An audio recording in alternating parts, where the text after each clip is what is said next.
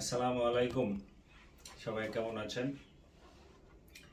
আমাকে সবাই কোশ্চেন করছেন যে কিভাবে ফিনল্যান্ডে ট্যুরিস্ট ভিসায় আসা যায়, অথবা কিভাবে কাউকে স্পন্সর দিয়ে, অথবা কিভাবে বাবা মাকে নিয়ে আসা যায়, অথবা তাদেরকে আনলে এখানে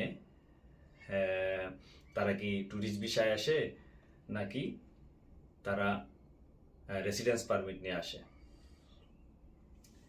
আসলে ইউরোপে কোথাও বাবা মাকে ফ্যামিলি মেম্বার হিসাবে গণ্য করে না। ফ্যামিলি মেম্বার হিসাবে গণ্য করে শুধুমাত্র স্পাউস, মানে আপনার হাজব্যান্ড অথবা ওয়াইফ, এবং আপনার আন্ডার এজ চাইল্ড, এবং আন্ডার এজ না, সব ধরনের চাইল্ডে, আপনার সব বাচ্চারাও আপনার ফ্যামিলি মেম্বার। এখন সেক্ষেত্রে আপনারা যখন প্যারেন্টসদের আনবেন তখন আপনাদের শুধু ট্যুরিস্ট ভিসায় অ্যাপ্লাই করতে হবে। আপনারা যদি রেসিডেন্ট ভিসায় অ্যাপ্লাই করেন অনেক আপনাদের ঝামেলা পোহাতে হবে। ঝামেলা পোহানোর পরে হয়তো তারা রেসিডেন্ট দিবে, রেসিডেন্ট কার্ড দিবে। তবে রেসিডেন্ট কার্ডের দরকার হয় না, কারণ কেউ এখানে এসে থাকতে চায় না। প্রথমে যখন অ্যাপ্লাই করবেন 3 মাসের দিবে, পরে 1 বছর অথবা 2 বছর, তারপরে 5 বছর দিয়ে দিবে। তো যখন ইচ্ছা তখন আসতে পারবে, থাকতে পারবে। আজকে আপনাদেরকে দেখাবো কি কি কাগজগুলো আপনাদের এম্বাসিতে জমা দিতে হয়, এবং ফিনল্যান্ডের ক্ষেত্রে সুইডেন এম্বাসিতে ডিল করে ট্যুরিস্ট ভিসা। বাংলাদেশে অবস্থিত সুইডেন এম্বাসি, এবং সুইডেন এম্বাসিতেও ডাইরেক্ট আপনারা যেতে পারবেন না, আপনারা বিএফএস গ্লোবালের মাধ্যমে অ্যাপ্লিকেশনটা করতে হবে। তো আজকে আপনাদেরকে দেখাবো কি কি ডকুমেন্টস আসলে এখানে জমা দিতে হয়। দুই পক্ষেরই, যে ইনভাইট করবে তার কি ডকুমেন্টস জমা দিতে হয়, এবং যারা আসবে তাদের কি কি ডকুমেন্ট জমা দিতে হয়। চলুন দেখা যাক।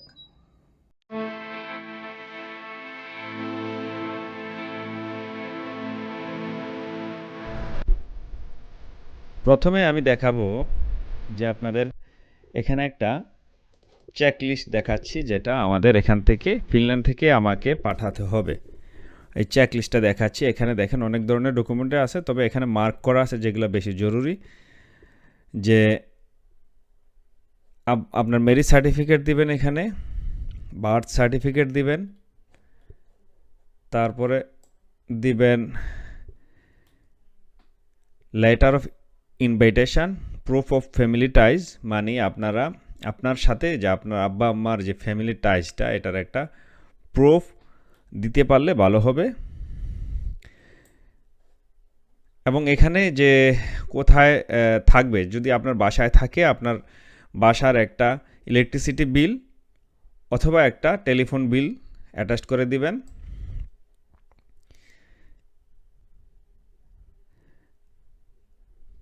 এবং আপনার যখন family member of N UE citizen, যদি আপনার ফ্যামিলি মেম্বার হয়ে থাকে তখন ওটা প্রুফ দিবেন। এখানে হলো এই স্পেসিফিক ডকুমেন্টসগুলো দিতে হবে। এখানে যে ফিনল্যান্ড থেকে যে ইনভাইটেশন করবে, সাথে দিতে হবে কি, সাথে দিতে হবে এই জাতীয় একটা invitation letter, external invitation letter, যেটা আপনি নিজে লিখিত আকারে এম্বাসি বরাবর দিবেন, নিজে লিখে দিবেন। যেমন এখানে আমি লিখছি যে আমি ফিনিশ সিটিজেন, এখানে বিজনেস করতেছি, আমি এখানে আমার বাচ্চা এবং ওয়াইফ নিয়ে থাকতেছি। I live with my wife in our own 3-bedroom house located in Helsinki, Finland. I'm inviting my mother, Mohammad Porija Begum. মানে এখানে আমি 3 রুমের বাসায় থাকতেছি, আমি ফিনিশ সিটিজেন, এবং আমার আব্বা আম্মাকে আমি তাদের পাসপোর্ট রেফারেন্স সহ ইনভাইট করতেছি। তারা কত তারিখে আসবে, কত তারিখে থাকবে, এবং এখানে আমি লিখে দিছি যে I also promise and guarantee in writing that they will return to Bangladesh in due time before the expiry of their visa. So আমি এখানে প্রমিস লেটার দিছি যে তারা in time will be return, তারা সময়ের মধ্যে তারা তাদের দেশে ফেরত যাবে, এটা একটা আমি গ্যারান্টি দিলাম আপনাদেরকে। এরকম একটা গ্যারান্টি লেটার আমি দিয়ে দিছি এখানে। তো যার কারণে এটা স্ট্রংলি এফেক্ট পড়বে। তারপরে আপনাদের আরও লাগবে, যেটা আপনাদের আরেকটা অফিসিয়াল ইনভাইটেশন লেটার লাগবে। এই যে ইনভাইটেশন লেটার, একটা ইনভাইটেশন লেটার নেবেন আপনারা ফিনল্যান্ডে district court from district registration notary public থেকে, যেটা ফিনল্যান্ডে বলা হয় ফিনিশ ভাষায় মাইস্ত্রাতি। ওখানে যে বলবেন আপনার কোন তারিখে আপনার আব্বা আম্মা আসবে, কোন তারিখে আপনার আব্বা আম্মা চলে যাবে, অথবা কোন তারিখে আপনার ফ্রেন্ড অথবা ফ্যামিলি মেম্বার আসবে, কোন তারিখে চলে যাবে। ওকে, এই জাতীয় এটা একটা invitation letter. This is the main part. Okay, so এটা লাগবে। তারপর এডিশনাল ইনভাইটেশন লেটারটা বলেই দিলাম। তারপর আপনাদের অনেক ট্যাক্স ডকুমেন্টগুলো আপনাদের অ্যাটাচ করতে হবে, যে ফিনল্যান্ডের ট্যাক্স দিতেছেন, ট্যাক্স সার্টিফিকেট। যেমন আমারটা কোথায় গেল, ট্যাক্স ডকুমেন্টগুলো দিতে হবে। দেখি কোথায় আমি দিছি ট্যাক্স ডকুমেন্ট। এখানে যেমন ট্যাক্স সার্টিফিকেট নেবেন। আর বেরো পাতস বলা হয় ফিনিশ, বেরো ডিসিশন, ট্যাক্স ডিসিশন এবং ট্যাক্স সার্টিফিকেট, এই দুইটা জিনিসে আপনারা অ্যাটাচ করে দিবেন। যদি আপনার এখানে বিজনেস করেন, সো বিজনেসের এক্সট্রাক্ট ফর্মও দিবেন, সাথে আপনার বিজনেসের লাস্ট ইয়ারের দিতে অ্যাটাচ করতে হবে। বিজনেসের লাস্ট ইয়ারের কী বলে এটাকে, ডাটা, সব বিজনেসের লাস্ট ইয়ারে কত প্রফিট হয়েছে, কত লস হয়েছে, সব ধরনের ডকুমেন্ট আপনাদের অ্যাকাউন্টেন্টের মাধ্যমে কালেক্ট করে এটা জমা দিতে হবে। এই যে আমার দুইটা কোম্পানির ডকুমেন্ট আমি এখানে জমা দিছিলাম। এবং আপনার ব্যাংক স্টেটমেন্ট লাস্ট 6 মান্থের, আপনার পার্সোনাল ব্যাংক স্টেটমেন্ট লাস্ট 6 মান্থের আপনারা জমা দিতে হবে। এগুলো আপনাদের জমা দিতে হবে। আর আপনার আব্বা আম্মা অথবা আপনার যে ফ্রেন্ড অথবা ফ্যামিলি মেম্বারদের জন্য, যাদের জন্য আপনি অ্যাপ্লিকেশন করবেন, তাদের পক্ষ থেকে তাদের ব্যাংক স্টেটমেন্ট দিতে হবে, যে তারা যে আসতেছে তাদের অ্যাকাউন্টে কত টাকা আছে এবং তারা ওয়েল এস্টাবলিশড কিনা, সেটা একটা প্রমাণ করতে হবে যে তারা এখানে, তাদেরও দেশে খুঁটি আছে, এখানে এসে থাকবে না, তারা আবার ফেরত যাবে। সো সেক্ষেত্রে যেমন আমার আব্বা আম্মা আসছিল, তারা হয়তো 20-25 লাখ টাকা দেখাইছে তাদের ব্যাংক স্টেটমেন্টে, ব্যাংকে আছে। তারপরে তাদের অ্যাসেটের পরিমাণ দেখাইছে, তারা যে ট্যাক্স দেয় ট্যাক্সের ডকুমেন্ট দেখাইছে বাংলাদেশের। সো সবগুলা নিয়ে তারা বিএফএস গ্লোবালে অ্যাপ্লিকেশান করছে। এবং আপনারা ফুল বিএফএস গ্লোবাল থেকেও আপনারা আদার্স ইনফরমেশান জেনে নিতে পারবেন কি কি লাগবে।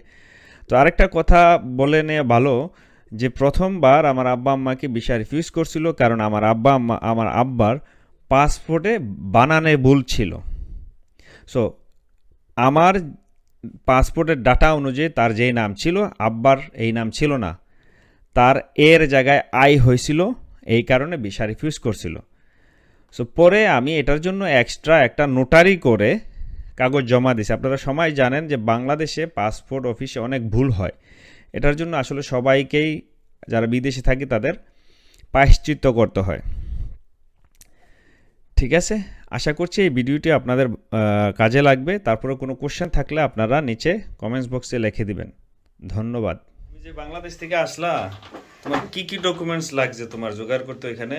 আমার ডকুমেন্টস লাগছে প্রথমে আইডি ফটোকপি, পাসপোর্ট ফটোকপি, আর ইনকাম ট্যাক্সের সার্টিফিকেট, তারপরে হলো ব্যাংক স্টেটমেন্ট, ব্যাংক সলভেন্সি, মোটামুটি এগুলি মেইন আর কি। আর তারপরে ওই মেরিজ সার্টিফিকেট, ওইটা লাগে।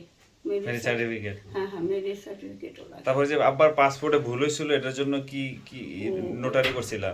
ওইটার জন্য প্রথমে নোটারি কুমিল্লাতে গিয়া অফিসে, ম্যাজিস্ট্রেট অফিসে গিয়া এটা নোটারি করছি, যে আমাদের এই ছিল আইডি কার্ডে এই ভুল, মানে যে ভুলটা আসছিল ওইটা অ্যাপ্লিকেশানে লেখছি।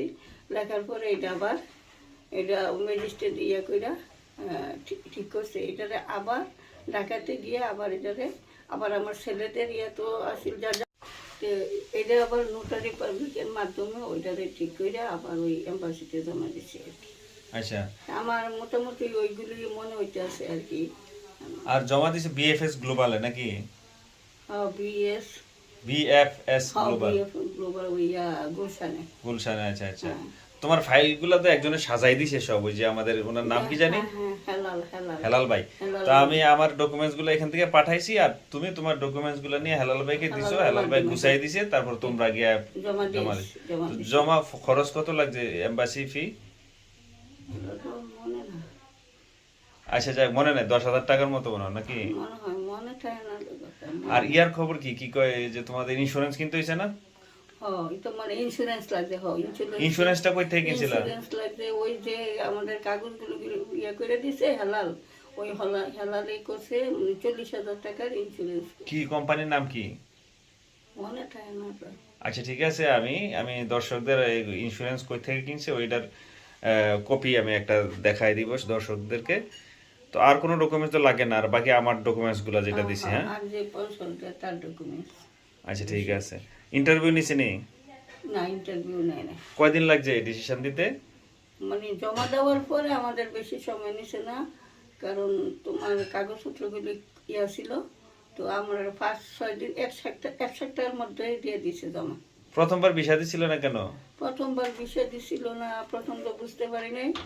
ওই প্রথমে তোমার আব্বার যে আইডির সাথে পাসপোর্টের মিল মিল ছিল ছিল না। না, শফিকুল ইসলাম আর শিফিকুল ইসলাম, ও আচ্ছা আচ্ছা। ওইগুলি আমরা খেয়াল করি নাই আর কি, ওই জন্যই আর কি প্রথমবারই পাসপোর্টের সমস্যার কারণে বিষয় হয় নাই। আচ্ছা ঠিক আছে, তাহলে ধন্যবাদ তোমাকে, আল্লাহ হাফেজ।